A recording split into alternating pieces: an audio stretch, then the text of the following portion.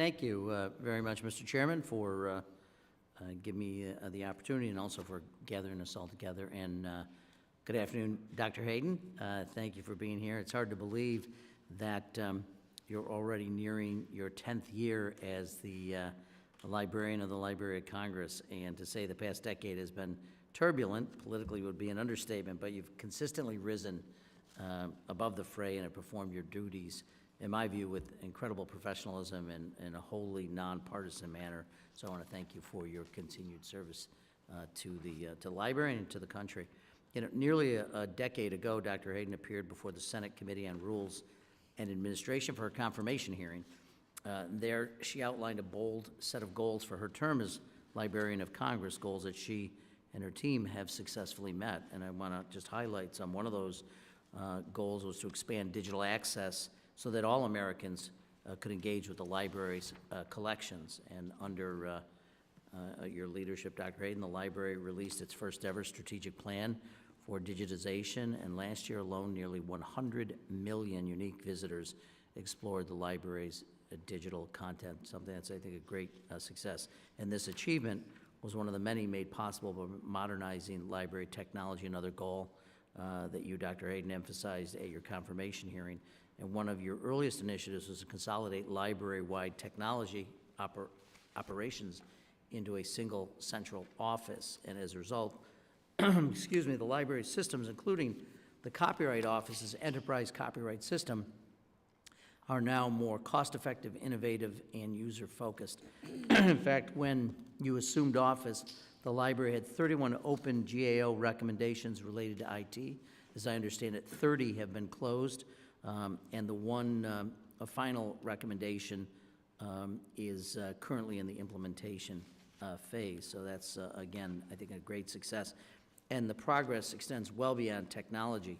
I think when you became librarian, you pledged to throw open the library's treasure chest. And last year, as part of the Visitor Experience Master Plan, the library opened its new Treasures Gallery, which I will just say I'm partial to. I think it's fabulous.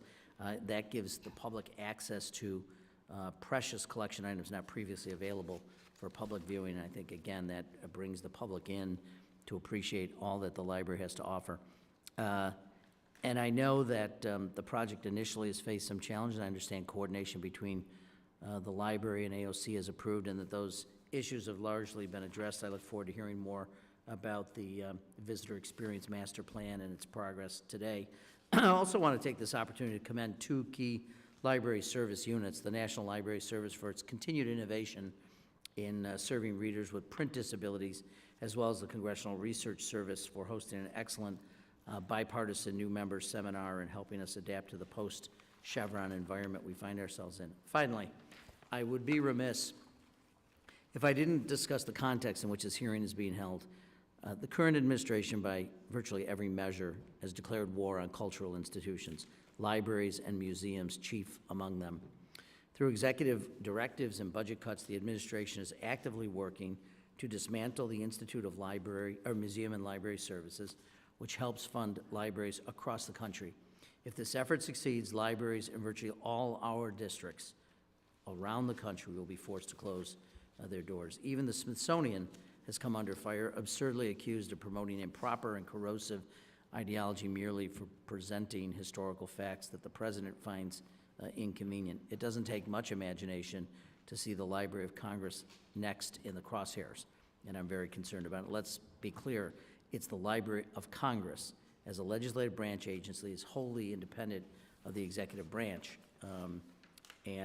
Yet, I find it mystifying, or at least incongruous, that the president, not Congress, appoints the librarian of Congress. So several years ago, Chairman Stile and I partnered on a bill that changed the architect of the Capitol from a presidential appointment to a congressional appointment.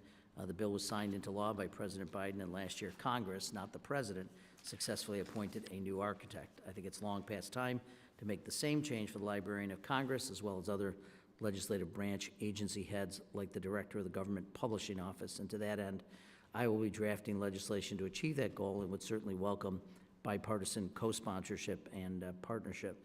So, Dr. Hayden, once again, thank you for all the work you do. Thank you for your partnership with this committee.